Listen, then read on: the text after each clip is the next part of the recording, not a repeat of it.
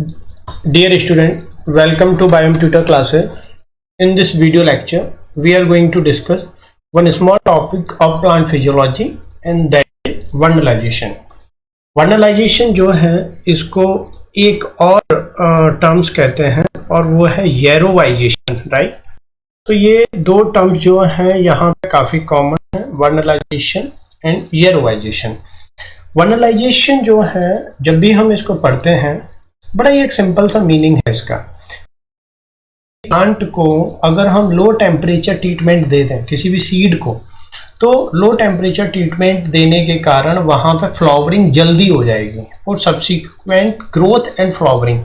इसको अगर और सिंप्लीफाई करें तो यहाँ पे आप एक शब्द लिख सकते हो अर्ली, राइट, कि लो टेम्परेचर ट्रीटमेंट अगर किसी प्लांट को दिया जाए तो उससे अर्ली फ्लावरिंग जो है वो हो जाती है और उसी को हम वर्नलाइजेशन या येरोवाइजेशन कहते हैं।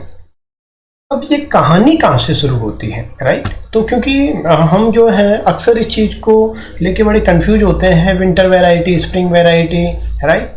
तो ये कहानी शुरू होती है, देखिए जब भी वर्नलाइजेशन के बारे में आप पढ़ोगे तो इसमें जितनी भी वैज्ञानिक मोस्टली हम इनिशियली पढ़ते हैं, जैसे चाहे वो क्लिपार्ट हों, वो जो है मेल्चर हों, राइट, लिसेंको हों, तो मोस्टली जो साइंटिस्ट हैं जिन्होंने वर्नलाइजेशन में काम किया है वो रशियन साइंटिस्ट हैं। और हम ये जानते हैं कि रसिया एक ऐसे कॉन्टिनेंट में पड़ रहा है जहाँ पे लाइट की जो अवेलेबिलिटी है वो एक इश्यू होता है। वहाँ पे प्रॉपर लाइट जो है नहीं होती काफ़ी टाइम तक, क्योंकि वहाँ पे ठंड बहुत पड़ती है और जब ठंड बहुत पड़ती है तो साल का काफ़ी टाइम वहाँ पे ठंडी में निकलता है और जब बहुत ज़्यादा हैवी ठंड पड़ती है, विंटर पड़ती है, तो वहाँ पे लाइट अवेलेबल नहीं होती। तो उन वैज्ञानिकों के सामने समस्या ये आई कि वहाँ जो देखिए जो भी सीरियल्स होते हैं जो हम खा रहे हैं उन फसलों को सीरियल्स कहते हैं। ये दो वैरायटी यूजुअली इनकी पाई जाती हैं। एक होती है विंटर वैरायटी। विंटर वैरायटी जो है वो क्या है, उनको बोया जाता है, सॉन मीन्स बोना, तो इनको बोया जाता है सितंबर अक्टूबर में और ये मैच्योर होती हैं समर में। उसी तरीके से जो स्प्रिंग वैरायटी हैं इनको बोया जाता है जनवरी और फरवरी में, जनवरी लास्ट के अप्रॉक्सीमेट या फरवरी में इनको यूजुअली बोया जाता है और ये मैच्योर भी समर में हो रही हैं। लेकिन इसमें फ़र्क क्या होता है कि जो विंटर वैरायटी हैं ये सर्दियों का सामना करती हैं और जो स्प्रिंग वैरायटी हैं ये सर्दियों का सामना नहीं करती। ये जो है सर्दियाँ जब निकल जाती हैं तो स्प्रिंग शुरू होता है और उसमें अगर इनको हम बोएं तो हमें ये भी समर में ही मैच्योर होती हैं। लेकिन इसमें समस्या क्या थी?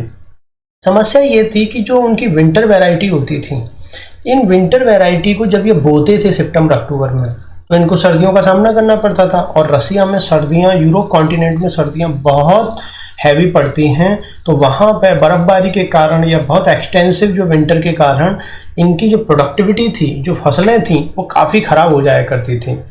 तो इन्होंने ये सोचा कि यार कोई ऐसा तरीका है क्या जिससे विंटर वैरायटी को हम स्प्रिंग वैरायटी में कन्वर्ट कर सकें, ताकि हम इस वैरायटी की जो फसलें हैं या ये जिनको हम विंटर में बो रहे हैं लेकिन चूंकि उनको सर्दियों का सामना करना पड़ रहा है और सर्दियों का सामना करने के कारण वहाँ पे इनको लॉस बहुत हो रहा है, तो अगर हम कोई ऐसा तरीका है जिससे हम विंटर वैरायटी को स्प्रिंग में कन्वर्ट कर सकें और हम इसको जनवरी या फरवरी में अगर इसकी बुवाई करें तो हमें लॉस कम होगा और यहाँ पे जब लॉस कम होगा तो हमारी ईल्ड जो है, प्रोडक्टिविटी जो है वो ऑटोमेटिकली बढ़ जाएगी।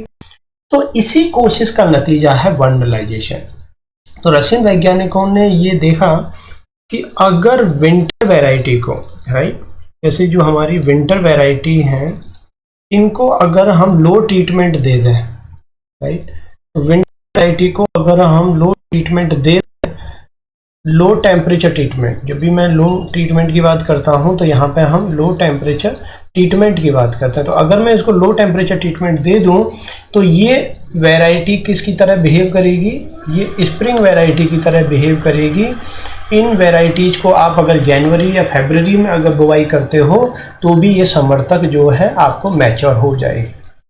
तो इस प्रोसेस को कहते हैं वर्नलाइजेशन। और ये जो लो टेम्परेचर ट्रीटमेंट जो है इसकी डिस्कवरी की थी एक वैज्ञानिक है क्लिपार्ट, राइट।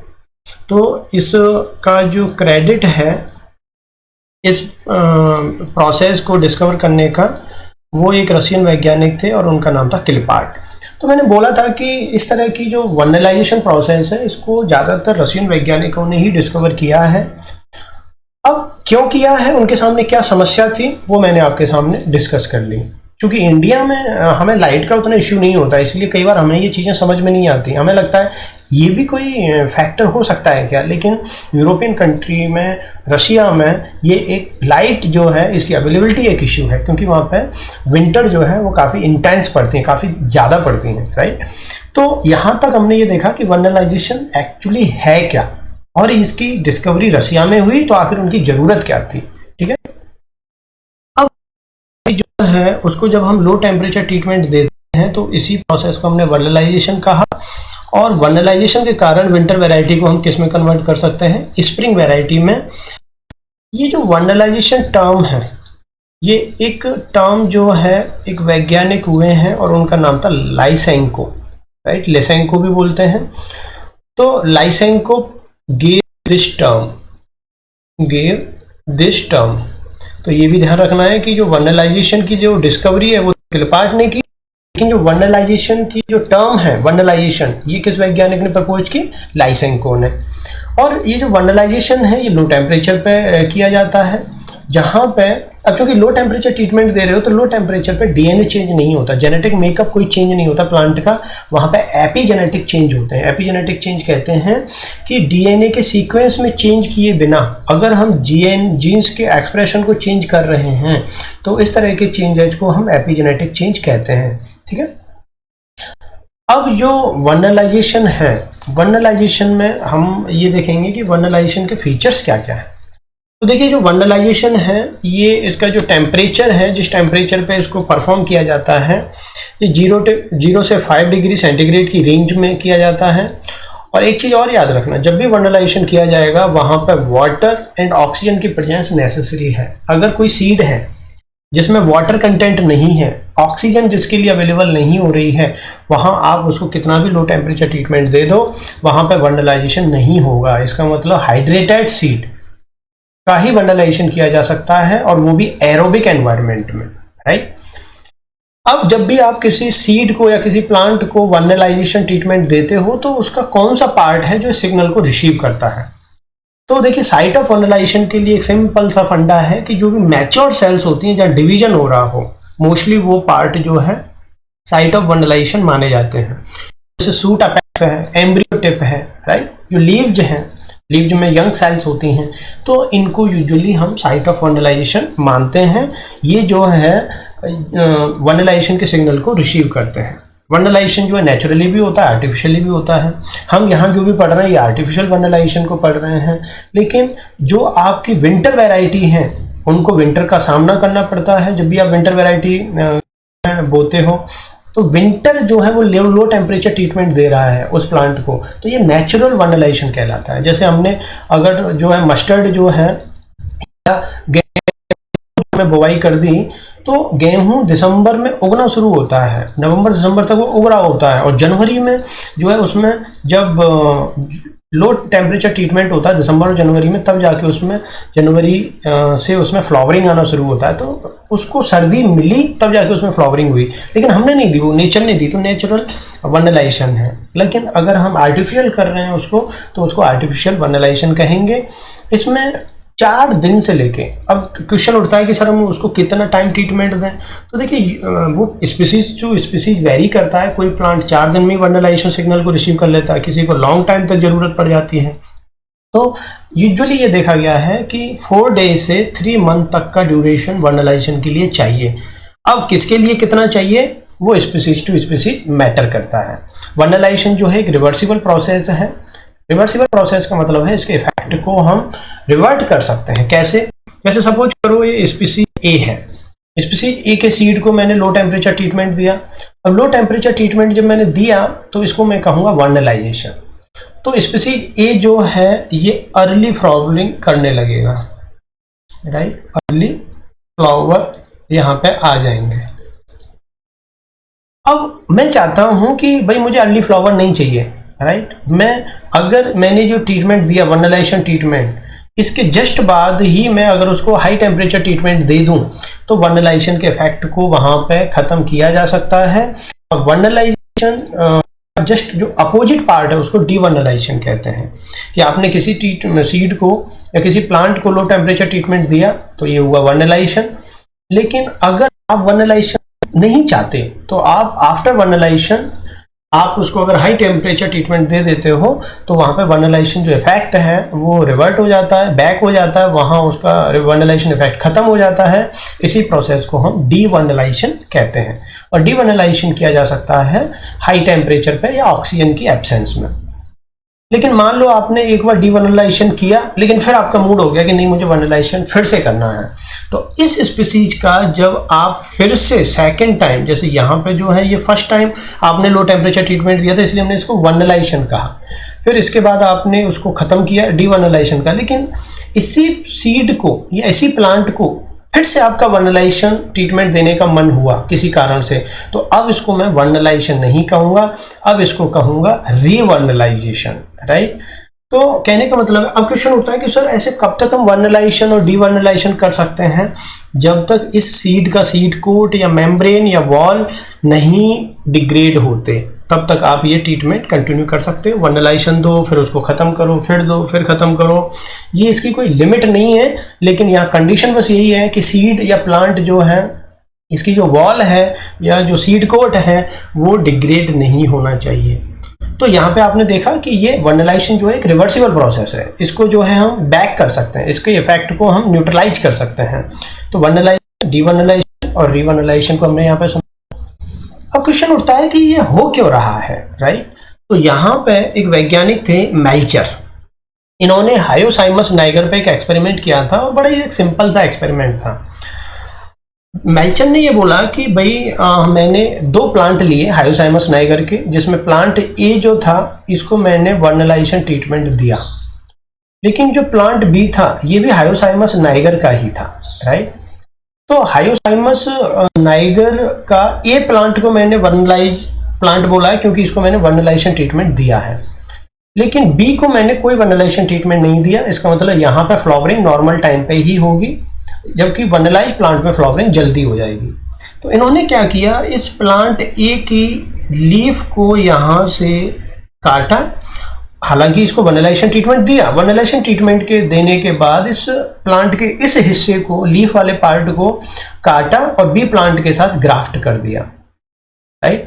बी प्लांट के साथ जब इन्होंने ए प्लांट की लीफ को आफ्टर वर्नलाइजेशन ट्रीटमेंट जब ग्राफ्ट किया तो बी प्लांट जो है वो वर्नलाइजेशन प्लांट की तरह बिहेव कर रहा था, वहां पे अर्ली फ्लावरिंग हो रही थी।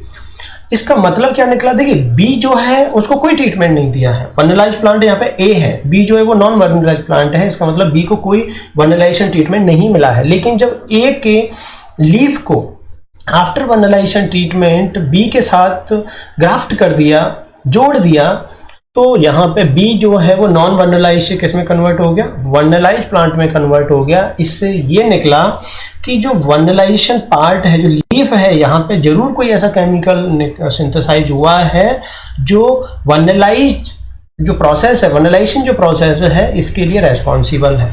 और इन्होंने यहाँ पे ये नाम दिया मेल्चर ने कि भाई जब आप किसी को लो टेम्परेचर ट्रीटमेंट देते हो तो वहाँ पे एक हॉर्मोन्स सिंथेसिस होता है और इसको इन्होंने नाम दिया वर्नेलिन।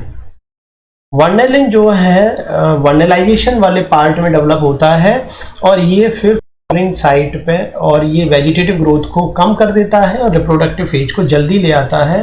लेकिन समस्या ये है कि वर्नेलिन जो है वो एक हाइपोथेटिकल हार्मोन है। हाइपोथेटिकल हार्मोन कहते हैं कि वो हार्मोन जिनका आइसोलेशन अभी नहीं हो पाया है, वैज्ञानिकों ने बहुत कोशिशें की लेकिन अभी तक वर्नेलिन को आइसोलेट नहीं किया जा सका है, इसीलिए इसको हाइपोथेटिकल हार्मोन मानते हैं।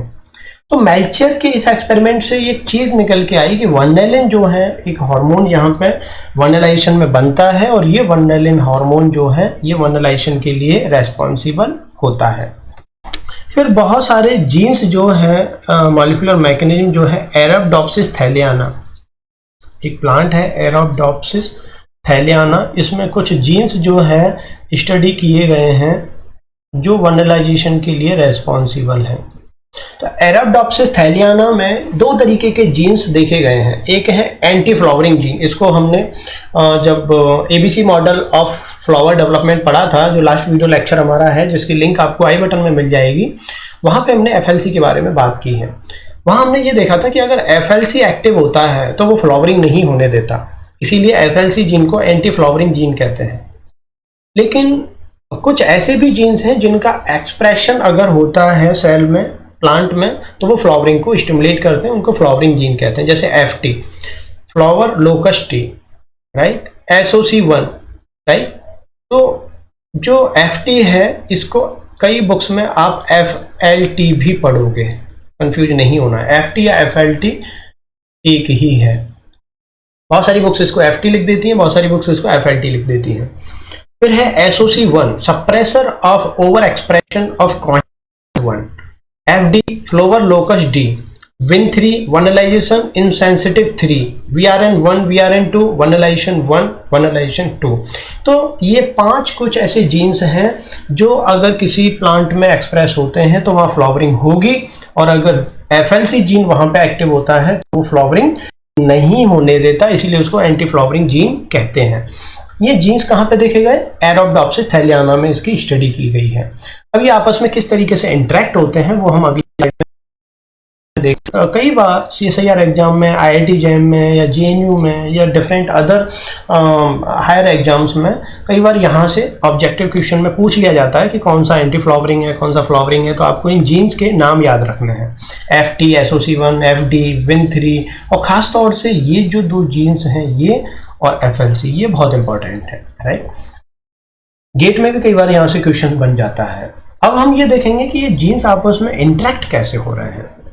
तो देखिए, हम यहाँ पे दो केस स्टडी करते हैं। पहला केस जब नो वर्नलाइजेशन, पहला जो केस है वो तब का है जब वर्नलाइजेशन नहीं हुआ है, राइट। तो जब कोई वर्नलाइजेशन नहीं हुआ तो वहां पे क्या होता है, FLC जीन एक्सप्रेस होगा। FLC जीन जब एक्सप्रेस होगा तो मैंने ये बताया कि FLC जीन क्या है, एंटी फ्लावरिंग जीन है, और ये फ्लावर डेवलप नहीं होने देता, और ये 3 जीन्स के एक्सप्रेशन को इनहिबिट कर देता है। और वो कौन कौन से जीन है? FT, FD जीन और SOC1। और मैं प्रीवियस स्लाइड में आपको बता चुका हूं कि ये तीनों जीन्स फ्लावरिंग के लिए बहुत इंपॉर्टेंट हैं। अगर ये जीन एक्सप्रेस ही नहीं होंगे तो वहां पे कोई फ्लावरिंग नहीं होगी, राइट। लेकिन जब वर्नलाइजेशन ट्रीटमेंट उसको मिल जाता है, राइट, अब वो वर्नलाइजेशन ट्रीटमेंट कैसे भी मिले, नेचुरली, आर्टिफिशियल मिले, तो जब भी किसी प्लांट को वर्नलाइजेशन ट्रीटमेंट मिलता है तो वर्नलाइजेशन ट्रीटमेंट से क्या होता है, उसको कोल्ड ट्रीटमेंट है, ये लो टेम्परेचर पे वो काफी टाइम तक रहता है। तो लो टेम्परेचर ट्रीटमेंट के कारण वहां पे ये 3 जीन्स एक्सप्रेस हो जाती हैं। और कौन से 3 jeans? Win3, VRN1 and VRN2। जब Win3, vernalization insensitive 3 and vernalization 1, vernalization 2, ये 3 जीन्स वहाँ पे एक्सप्रेस हो जाते हैं, तो ये तीनों जीन्स जो है FLC के रेगुलेशन को नेगेटिव रेगुलेट करते हैं। नेगेटिव रेगुलेट का मतलब होता है कि ये तीनों जीन्स का एक्सप्रेशन बढ़ जाता है, और जब इनका एक्सप्रेशन बढ़ेगा तो ये FLC के जीन को डाउन कर देते हैं। और जब भी कभी FLC के जीन जो है इनका एक्सप्रेशन कम होगा तो FLC जीन जो है एक्सप्रेस ना हो पाने के कारण वहां पे FT, FD और SOC1 ये जीन्स वहां पे एक्सप्रेस होने लगते हैं। क्योंकि मैंने यहाँ पे पॉजिटिव लिखा है, इसका मतलब ये नहीं हो रहा है, इसके ये नहीं होने के कारण अब ये एक्सप्रेस होने लगते हैं। और हम ये अच्छी तरीके से जानते हैं कि FD एंड SOC1 ये जो है ये फ्लावरिंग जीन्स हैं, और जैसे ही ये एक्सप्रेस होंगे फ्लावरिंग होने लगती है।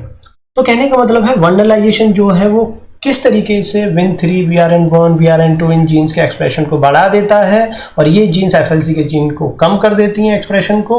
और जैसे ही FLC जीन का एक्सप्रेशन कम हुआ वहां पे जो फ्लावरिंग जीन्स हैं FT, जिसको FLT भी कहते हैं, FD, SOC1, ये एक्सप्रेस होने लगते हैं, और जैसे ही फ्लावरिंग जीन एक्सप्रेस होंगे वहां पे फ्लावरिंग होने लगती है। तो अब ये आपको समझ में आ गया होगा कि वर्नलाइजेशन ट्रीटमेंट के बाद फ्लावरिंग क्यों हो जाती है, राइट। तो जो विंटर वेराइटीज हैं जब वो विंटर फेज को क्रॉस करती हैं तो वहां पर लो टेम्परेचर ट्रीटमेंट मिलता है उनको।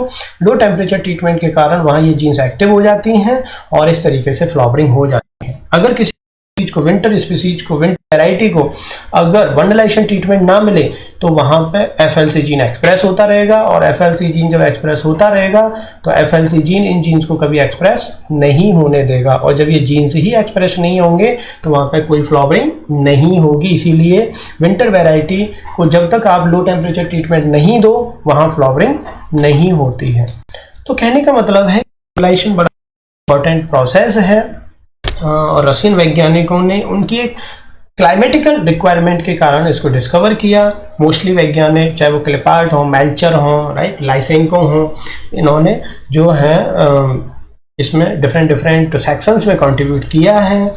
वनलाइजेशन जो है इसका मतलब होता है स्प्रिंग के जैसा बना देना, और हम ये जानते हैं कि विंटर वैरायटी को स्प्रिंग में कन्वर्ट किया जा सकता है विद द हेल्प ऑफ वनलाइजेशन।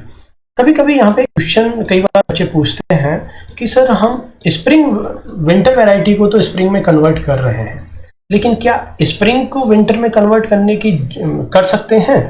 तो देखिए, लॉन्ग चीज को हम शॉर्ट में कन्वर्ट कर रहे हैं, क्योंकि विंटर को क्या है, हम सर्दियों में सितंबर अक्टूबर में बुआई कर रहे थे, समर में ये मैच्योर हो रही थी। स्प्रिंग फरवरी में बुआई कर रहे थे, समर में मैच्योर हो रही थी।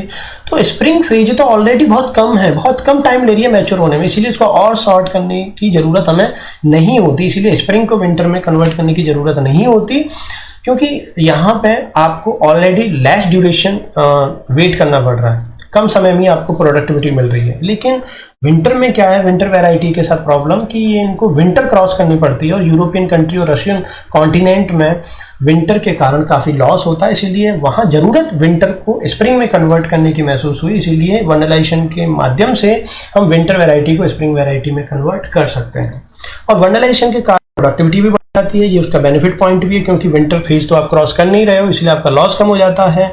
हमारी जो प्लांट स्पीसीज है वो मोर रेजिस्टेंट होती हैं, राइट। इसके अलावा एक दो बेनिफिट और हैं वनलाइजेशन के। अर्ली फ्लावरिंग तो ये करवाता ही है। इसके वनलाइजेशन के अगर रोल में देखें तो ये जो बाइनियल प्लांट होते हैं, राइट, बाइनियल प्लांट मतलब 2 साल लग रहा है इनको मैच्योर होने में, बाइनियल प्लांट को एनुअल प्लांट में कन्वर्ट किया जा सकता है विद द हेल्प ऑफ वनलाइजेशन। पहली चीज तो ये। दूसरी चीज ये कि जो विंटर वैरायटीज हैं, विंटर वैरायटीज को हम वनलाइजेशन के माध्यम से किस में कन्वर्ट कर सकते हैं, स्प्रिंग वैरायटीज में कन्वर्ट कर सकते हैं। फिर यहाँ पे जो स्पीसीज होती हैं, जो वैरायटीज बनी हैं, वो रेजिस्टेंस जो पावर है वो रेजिस्टेंस इनमें मोर होता है। उसके बाद चूंकि यहाँ विंटर को क्रॉस ही नहीं हो रहा है, विंटर को जब आप स्प्रिंग वैरायटी में कन्वर्ट कर लेते हो तो स्प्रिंग वैरायटीज को विंटर सब फेस करना नहीं होता है, तो यहाँ पे लॉस कम होता है और प्रोडक्ट जो यील्ड है वो मोर होती है, राइट। तो ये कुछ बेनिफिट्स हैं वनलाइजेशन के। उसके बाद अर्ली फ्लावरिंग जो है वो तो करता ही है, ये तो हम सब जानते हैं कि वनलाइजेशन जो है वो अर्ली फ्लावरिंग करता है और ये रिड्यूस कर देता है वेजिटेटिव फेज को, राइट। तो ये ध्यान रखना, ये वेजिटेटिव फेज को ये रिड्यूस कर देता है। तो ये कुछ बेनिफिट्स हैं वनलाइजेशन के। वनलाइजेशन के जो बेनिफिट्स हैं वो हैं, आपको इनको ध्यान रखना है। कई बार क्वेश्चंस में वैसे पूछ लिए जाते हैं, बहुत कम चांस होते हैं यहाँ से आजकल हायर एग्जाम में क्वेश्चन पूछने का, लेकिन फिर भी आपको ध्यान रखना है। तो वनलाइजेशन जो है एक छोटा सा टॉपिक था, हमने वनलाइजेशन को आपके साथ ये डिस्कस किया। अगले वीडियो लेक्चर्स में हम जो है फोटोमॉर्फोजेनेसिस में कुछ और हमारे स्मॉल टॉपिक्स हैं, जैसे क्रिप्टोक्रोम है, राइट। उसके अलावा यूवीआर रिसेप्टर्स हैं, प्लांट ग्रोथ के बारे में थोड़ी सी बातें करेंगे। तो अगले वीडियो लेक्चर्स में हम फिर से आपके साथ आएंगे एक नए इंटरेक्टिव टॉपिक के साथ। तब तक अपना ख्याल